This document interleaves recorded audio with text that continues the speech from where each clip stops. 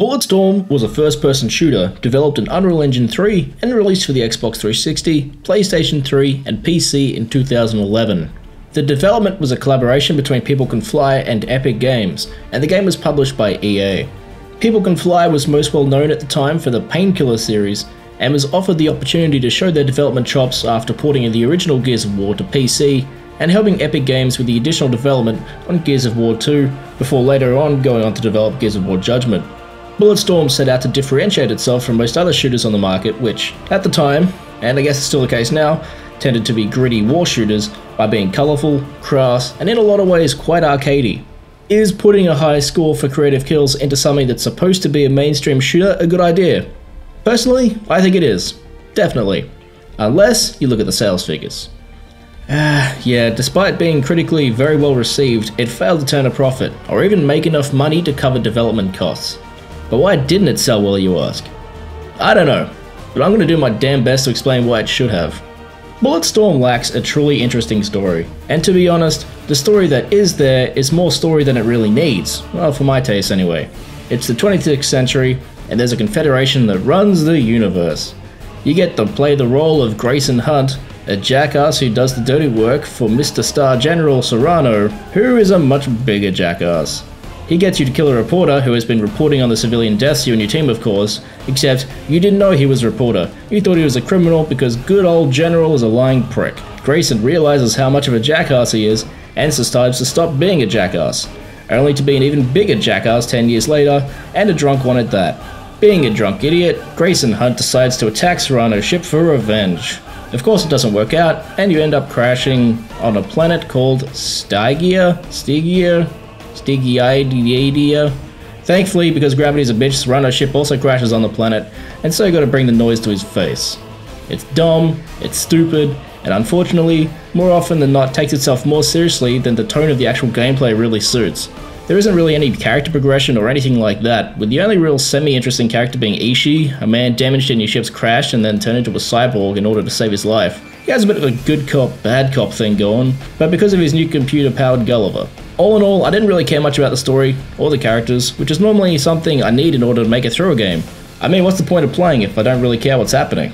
Well, Bulletstorm does this amazing thing where its mechanics are just so damn fun and wonderfully refined that even without caring about what happened next, I wanted to keep going. There's a really nice sense of balance between its core shooting mechanics and its melee combat mechanics. You see, at first glance, Bulletstorm doesn't look all that different from any other first-person shooter. Sure, it's colourful, but in the end, you're just shooting guys, right? Well, yes and no. You could play the game like every other shooter, just going for headshots and spending most of your time behind cover waiting for your health to regenerate, but I think you would be missing the point. Play creativity is the name of the game here. If you've ever played a first-person shooter and been disappointed when you managed to pull off what you thought was a pretty slick kill, but the game just chugs on without acknowledging it, then this is the game for you. I think People Can Fly must have realized that people like doing cool shit and being rewarded for it during games. Something that not many other developers, or developers of shooters in particular, have seemed to work out.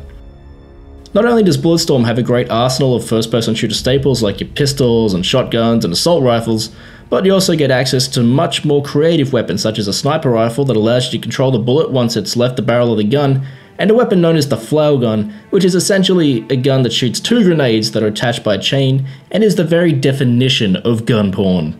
All the weapons look and sound chunky while feeling appropriately powerful, and on their own they're a ton of fun to use.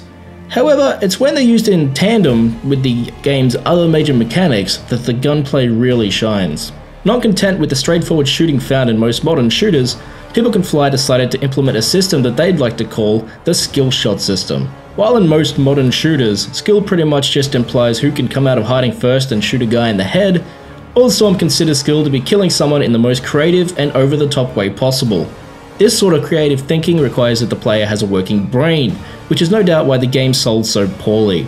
Not content with just allowing the player to use guns to dish out all this creativity, People Can Fly also decided to give the player a few other tools to spice things up a little bit. The most significant of these is the energy leash. This isn't so much a weapon as it is a convenient way of grabbing guys from a distance and pulling them in real nice and close. Along with this is your character's boot ability, which will feel instantly familiar to anyone who ever played Duke Nukem 3D. It works fantastically in tandem with the energy leash, and this is because the other real weapon of Bulletstorm is the environment. Yeah, I'll explain. The game is full of these fantastically designed combat sandboxes, which are surrounded by all sorts of environmental hazards. There are giant spikes, electrical floors, railings over huge drops, they're all there, and when they're used in conjunction with the leash, the weapons, and the booting ability, you have yourself some of the most intelligent, fun, and open-ended combat in recent memory. The more creative your kill, the more points you get for it, and these points work very much like experience points, allowing you to purchase all sorts of upgrades for your weapons. It's sort of easy to find yourself using the same kill over and over again. I was awfully fond of kicking guys into cactuses, for example, but really it's the system that gives back what you put in, and I wish more games would open themselves up to rewarding players for trying to make their own fun like Bulletstorm does. And it's all held together by some great level design, brilliantly designed combat environments, and pacing which moves along briskly, never keeping you in the same place for too long.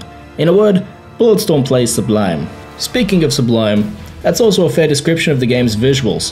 While some of the facial animation in the game can look a little odd, everything from the rich color palette to the design of the world is absolutely first rate. It does suffer from that distinctive look that almost all Unreal Engine 3 games have, but I also think that it lends itself quite well to this game, more so than a lot of other games made in the engine actually.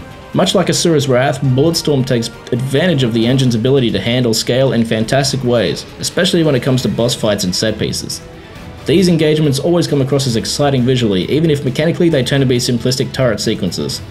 The world is cohesive, distinctive, and is a pleasure to explore.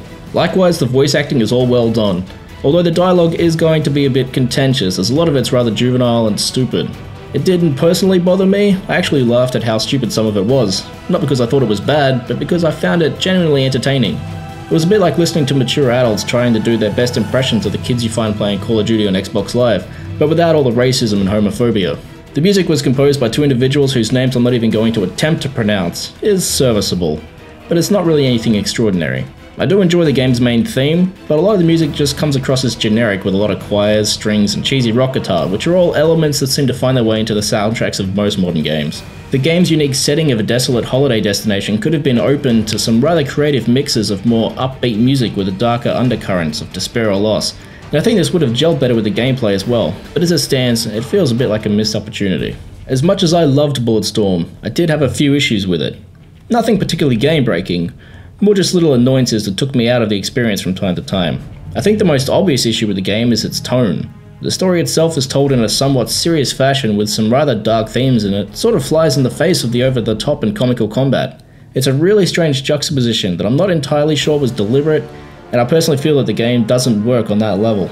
A lot of the enemies also come across as rather uninspired, with a lot of the standard enemies looking like they were taken straight out of Borderlands, and there are some enemies later in the game that feel a lot like the Lambent from the Gears of War series. These later enemies also change the gameplay in a way that sort of undermines the whole creative kill system the game has been pushing for the first 3 quarters. It doesn't break the game by any means, but it does make the game feel a bit like it's dragging. It's also worth noting that the ending itself is a setup for a sequel that, due to poor sales of the game, I don't think we will ever see. This is a bit more of an overall complaint, but I hate it when games have an ending that assumes that it will sell enough to spur on a sequel. I always feel like there is a degree of arrogance from the developers and publishers when a game builds up to a cliffhanger like this, and they almost always just end up pissing me off. In the end of the day, it's a shame that Bulletstorm didn't do better commercially. In an age where everything seems to be a sequel that's limited to shades of brown or grey, sticking to tried and true conventions, Bulletstorm stood out as something bold, bright, and exciting, and the failure of the game tells publishers that we as consumers aren't interested in things that are new, or things that are different, or things that have colours in them for that matter. It's a fantastic shooter with some of the best mechanics of the last generation that's only let down by some storytelling and tonal problems. My priorities when it comes to recommending a game is always going to put the gameplay first, and it's this area where Bulletstorm truly shines. If you're into first-person shooters, then you owe it to yourself to play this game. I can promise you that as long as you keep an open mind, you won't be disappointed. Pull up a napping, punk!